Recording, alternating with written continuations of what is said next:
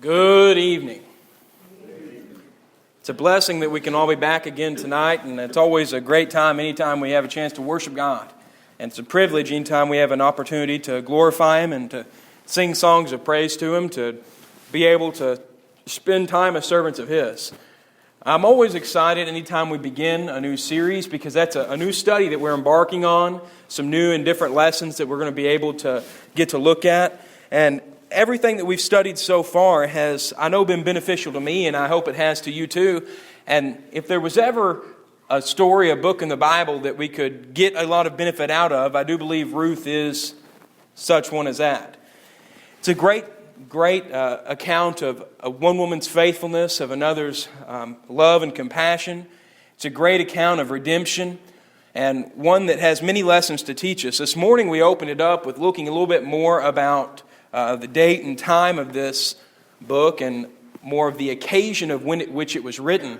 And this evening, I hope it's going to be a little more interesting. I know it will be for me, because we get a little more into the story and get to talk a little bit more about Ruth and Naomi and the relationship they had. The title of this evening's lesson is True Commitment.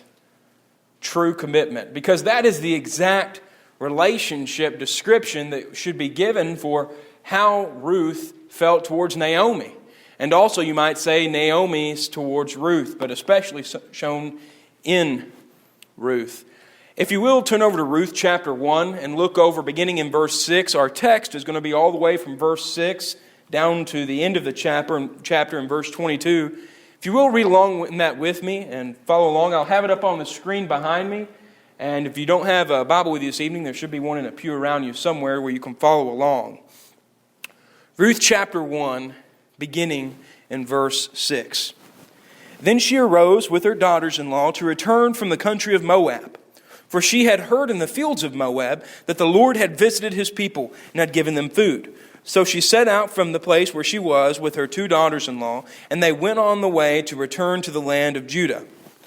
But Naomi said to her two daughters-in-law, "Go, return each of you to her mother's house. May the Lord deal kindly with you, as you have dealt with the dead and with me.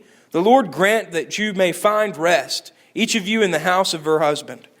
Then she kissed them. They lifted up their voices and wept. And they said to her, "No, we will return with you to your people." But Naomi said, "Turn back, my daughters. Why will you go with me?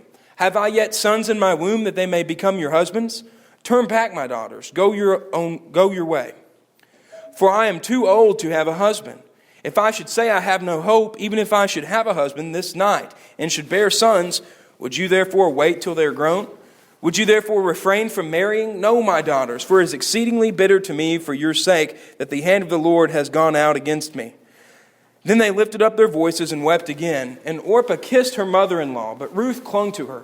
And she said, "See, your sister-in-law has gone back to her people and to her gods. Return after your sister-in-law." But Ruth said, "Do not urge me to leave you or to return from following you. For where you go, I will go, and where you lodge, I will lodge. Your people shall be my people, and your God, my God. Where you die, I will die, and there will I be buried. May the Lord do so to me and more also, if anything but death parts me from you." And when Naomi saw that she was determined to go with her, she said no more. So the two of them went on until they came to Bethlehem. And when they came to Bethlehem, the whole town was stirred because of them. And the woman said, "Is this Naomi?" She said to them, "Do not call me Naomi, call me Mara. For the Almighty has dealt very bitterly with me. I went away full, and the Lord has brought me back empty. Why call me Naomi when the Lord has testified against me, and the Almighty has brought calamity upon me?" So Naomi returned, and Ruth the Moabite, her daughter-in-law, who returned from the country of Moab, and they came to Bethlehem at the beginning of the barley harvest. This evening, I'm wanting us to look at three main aspects of this part of the story that will not only have a great impact on us understanding what goes on in the book of Ruth, but also will help us gather things from it that will help us in our Christian lives and help us in our lives to be pleasing to God. First, this idea of rising and returning. Second, I want us to look at the kissing and the cleaving that went on. And third, the disturbing and the testifying. Now, it may seem kind of odd that we would divide it up this way, and you may not understand exactly what we're going to talk about in each point, but I promise you when we get to each one, it'll make a little more sense. First, this idea of rising and returning, what are we really talking about there? Whenever Elimelech and his wife Naomi left Israel, they didn't just leave a physical place. They didn't just walk away from Bethlehem in Judah. They walked away from the promised land and the promise that God had made for them. They walked away from a situation. They went to a foreign land with foreign gods and foreign deities. This wasn't a good decision on their part. Through the course of them being gone, as we talked about a little bit this morning, whether as a direct result of them leaving or some evil actions in their life or just by circumstance, Elimelech and his two sons, Mahlon and Chilion, both died. It seems to be that at least Naomi believes that was some kind of punishment for some action they had taken. And we can see that from the wording. What's really interesting to me is when Naomi hears in the fields of Moab that God has returned and visited his people, she decides to go back. Now, if you'll remember, reading through there, it didn't just say that he had visited, but he had visited and he had given them food. Now, that word visited specifically means to come and inspect, to come and take account, to come and see. When God visited his people at the time of the judges, it was when they had done one of two things: turned away from him or turned towards him. And when they had turned away from him, he would send punishment. And he would visit them in wrath. He would visit them in judgment. Perhaps sending the Philistines. Perhaps sending some other conqueror. But when he would return to them, visit them, and grant them food, was when they were returning to him.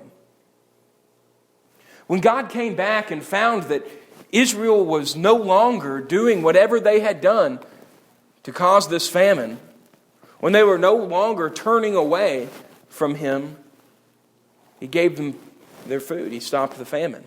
Now, one interesting thing and important for us to realize here is this isn't a prophet from God saying, I'm returning your food to you.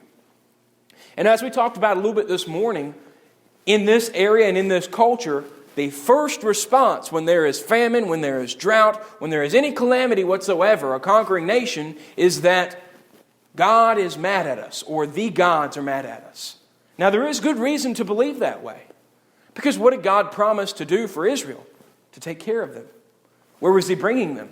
To land of famine or land filled with milk and honey? What did he say he would do? Provide for them, protect them.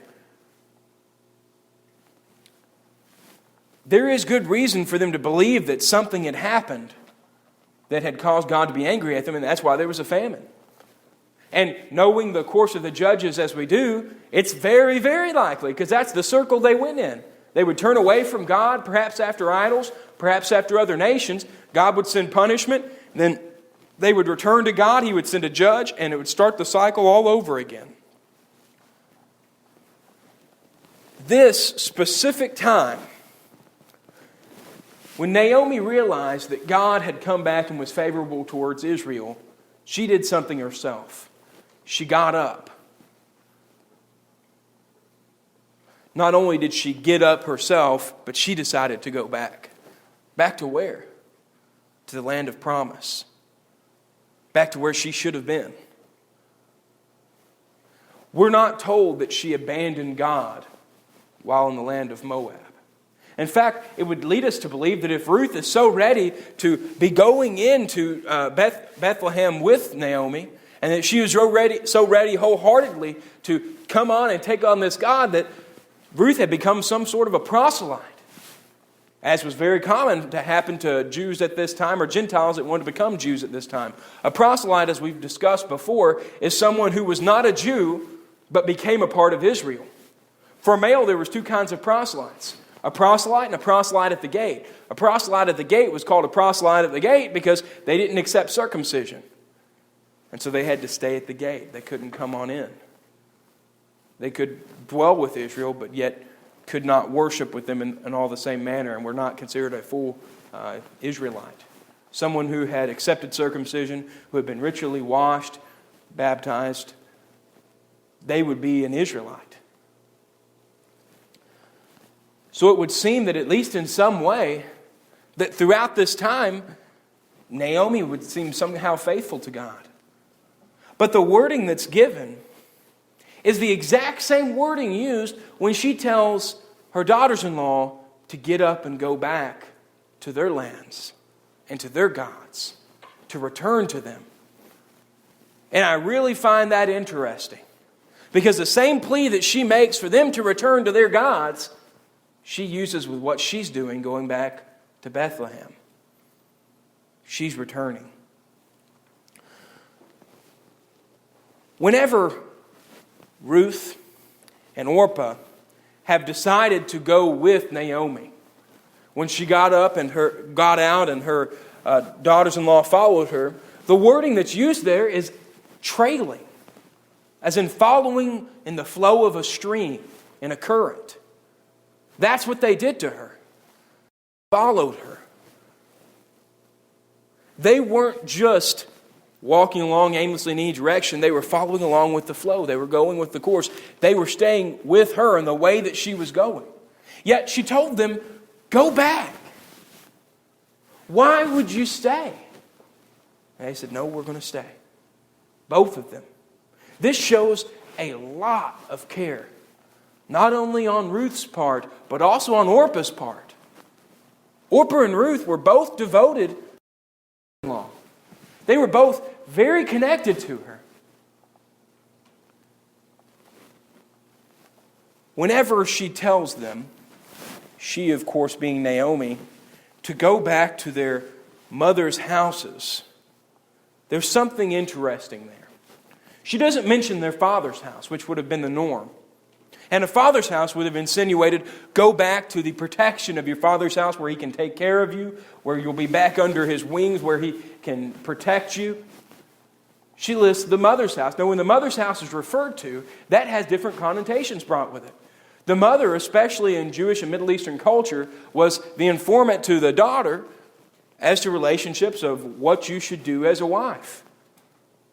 It was very common for her to teach, and it was part of the responsibilities of the mother to teach the daughter how to be a good wife to her husband. Not only in day-to-day routine, but also in physical intimacy. It was also a big part of the mother's job to help make sure her daughter got wed, that her daughter was married. So when Naomi tells Ruth and Orpah to go back to their mother's houses, not to go back to the house of their fathers, not to go back just to their land, when she instructs her specifically to go back to your mother's house, she's telling them, go back and get another husband. And as if that wasn't clear enough, what blessing does she give to them? What does she tell them she wants to happen to them? She wants them, in verse 9, that the Lord may grant them rest, each of you in the house of her husband.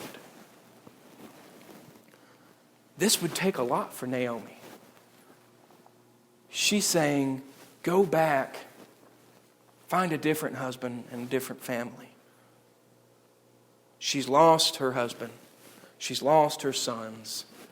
And now she's willing to let her daughter-in-laws go too, so as to not make their life bitter, so as to not ruin their lives. It's interesting to me, the responses you get this second time when things are prompted. When the second prompt is given to Orpah and to Ruth to go back to their mother's house, to go back to their own gods, to leave, there was something else thrown in. Naomi appealed to their reason and was showing them the reason in them going back. She was too old to have a husband. If she should say she had hope, even if I should have a husband this night, this is verse 12, and should bear sons, would you therefore wait till they were grown? Would you therefore remain from marrying? No, my daughters, for it is exceedingly bitter to me. For your sake, the hand of the Lord has gone out against me. What was she saying? I have no hope. I have nothing to offer you. I can't offer you another son, which would have been common. The Levite marriage was an institution built into the law of Moses, meaning that I have a younger brother. And if I passed away without being able to provide children to my wife, my younger brother's responsibility would be to give my wife an heir for my name. That was Levirate marriage. She didn't have any more sons. She didn't even have a husband. She's getting old, too old to have a husband. Even if she had a husband that night and could conceive, think of how long they would have to wait for those sons to grow older and old enough to be a husband and not just a boy. She said, would you read? And furthermore, she goes on to describe it, bitterness. How could she ask them to wait that long? How could she require that of them? Being faced with this, Orpah sees her point. It would be a bitter request. It would be a heart-wrenching request, something that would be, by definition itself, horrible for her to stick around that long when there's not even hope. So when faced with no hope and a bitter life and no reason to stay, Orpah leaves. She returns to her home. That's where the kissing comes in. She comes and kisses her neck, just as Naomi had done before, and she left. Now, it's often really downplayed on Orpah here that, look, she left her mother-in-law and she shouldn't have done that. It made reasonable sense. There was no reason for her to stay. She had no hope. It would have been bitter. It would have been horrible, heart-wrenching. It would have been evil. That's the connotations of the word itself. Evil, distress. But even in the midst of all this, we see a different reaction. We see Orpah's, the kissing and going, and then we see Ruth. Even when Ruth heard there would be no hope, even when she knew there would be a bitter affection towards her, she stayed with Naomi. This is perhaps the greatest love, minus that of God Himself giving His Son to die on the cross, that I'm aware of in the Bible. She had no hope. She had a bitter life in front of her. No reason to believe that in any way she was going to have any good outcome from this. And she stayed. Why? Why would she stay? What reasonable excuse could she give to someone for as to why she stayed? What thing could she reason in her own mind as, this is why I'm staying with my mother-in-law?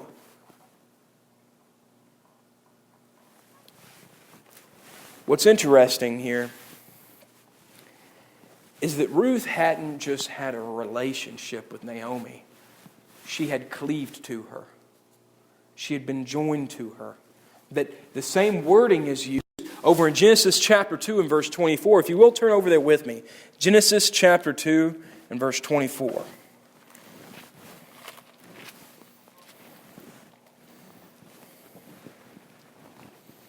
Therefore, a man shall leave his father and his mother and hold fast to his wife, and they shall become one flesh. And the man and his wife were both naked, were not ashamed.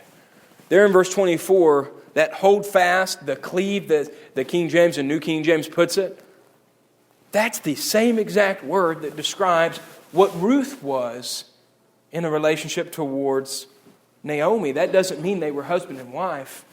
They were cleaved together, knit together. As when you take two different garments and put them together to where you cannot see the line any longer.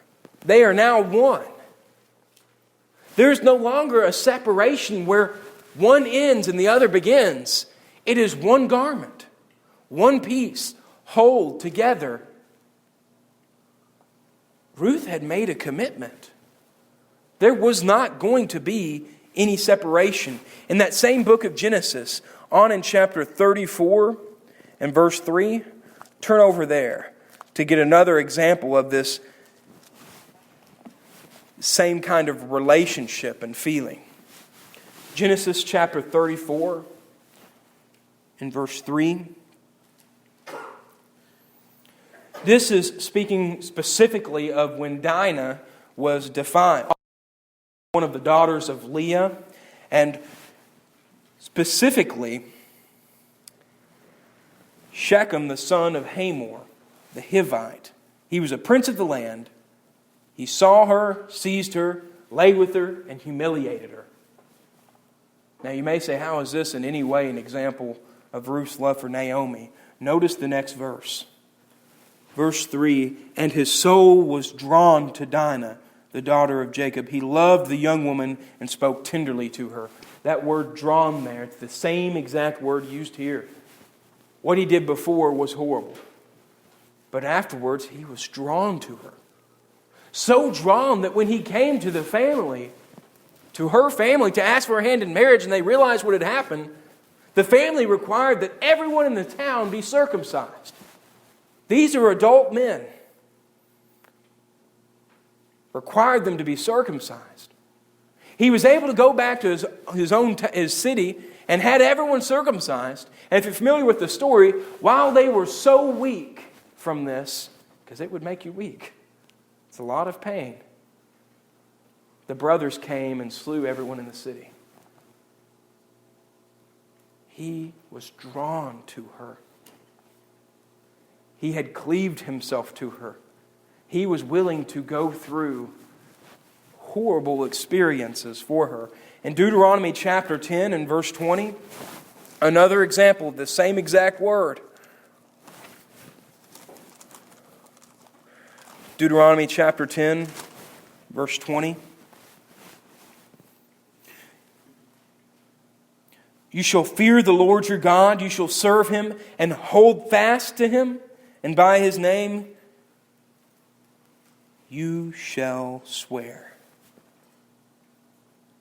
You shall hold fast to Him. Same word again. The description of how we should be connected to God is the same description of how Ruth felt towards Naomi. She had a connection with Naomi that wasn't supposed to be separated, that was inseparable by definition itself. Same book of Deuteronomy. This is the last one I want us to look at to really just hit this point home. Chapter 30 and verse 20. Just how exactly connected was Ruth to Naomi? Well, in chapter 30 of Deuteronomy, down in verse 20, loving the Lord your God, obeying His voice, and holding fast to Him, for He is your life and length of days, that you may dwell in the land the Lord swore to your father, to Abraham, to Isaac, to Jacob, to give to them. This is once again a description of how they should feel, Israel should feel towards God, their life. I wanted to really stress this point because this is perhaps the most important passage in the entire book of Ruth. The statement that Ruth made to her is one that if anyone knows any passage out of Ruth, that's generally the one they know. Do not urge me to leave you or to return from following you. Where you go, I will go, and where you lodge, I will lodge. Your people shall be my people, and your God, my God. She meant it. She had no hope. She had bitterness before her. Ruth and Naomi return home to Bethlehem. And what's interesting is the description that's given of Bethlehem when they return is that it's in a stirring. That there's a mixing going on. That this is specifically describing of an uproar, in fact. Tumult. There was murmuring, there was talk, there was confusion as to what had happened, what went on. As you can imagine, Naomi goes away with Elimelech and her two sons, Mahlon and Chilion, and comes back with no sons, no husband, and one daughter-in-law who is a Moabite. How does that make sense? When they were asking to each other, and it seems that she was at least in the hearing, is this Naomi? How does Naomi respond? Don't call me Naomi. Naomi means pleasantness. She said, don't call me Naomi. Call me Mara, which means bitterness because of her circumstance. Specifically, what's interesting here is not only how much it disturbed Bethlehem, but how she describes what had happened to her. She said that God had testified about her by what had happened to her sons and her husband. That was a testimony. A testimony of what? A testimony that she shouldn't have left. A testimony of the way of life of her husband, of herself possibly. That's very possible. It's very likely. However, she thought it abundantly clear that her name ought to be pleasantness. That God had made it clear what her name ought to be. This was not something that could have been bent by momentary circumstance. This I'm speaking of course, is Ruth's commitment to Naomi. It wasn't bent by the death of her husband. It wasn't bent by the leaving of her sister-in-law. It wasn't changed by this entire family losing all of the men, all of the means of support, of protection. It would have been very well understood that when they went back to Bethlehem, something could have happened to Ruth. A foreigner. She had no husband. She had no father-in-law to protect her. Anybody could have taken her. Anybody could have hurt her.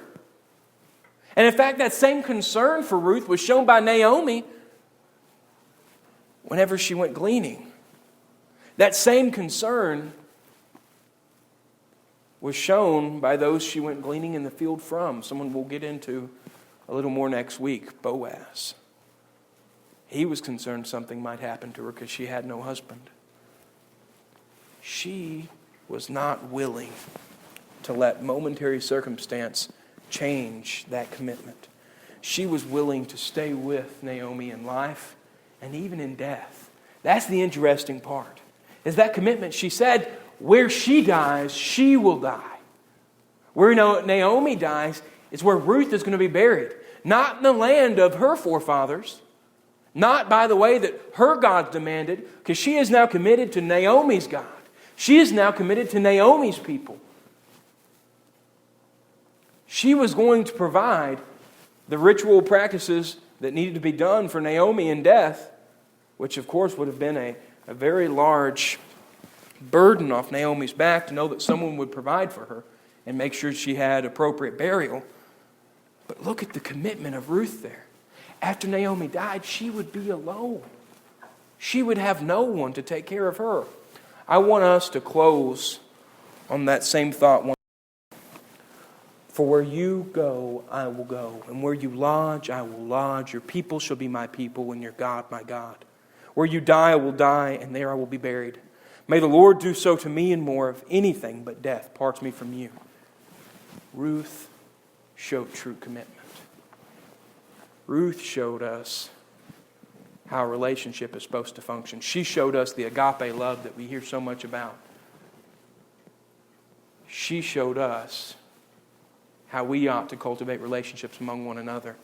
This evening, each of you should have a relationship. Not only with someone that may be even in this room or someone else here on earth, but you should have a relationship with God. We are His children. We should be willing to go where He wants us to go. We should be willing to lodge where He wants us to lodge. We should be willing to die where He wants us to die. We should have that same commitment that Ruth had to Naomi to God. We should have that same commitment to our spouses, to our family, to our fathers, our mothers. That commitment has been lost. By our nation as a whole, by our society as a whole, by the world as a whole, you don't see that commitment anymore. And that's a shame. Let Ruth be an inspiration to us this evening. This evening, renew your commitment to God. Renew your commitment to those around you. Make your commitments one that is lasting. One that will even survive death. If you have need to renew that commitment, would like prayers on your behalf and that aid and that help, I encourage you to do so now while we're together. while together we stand and sing.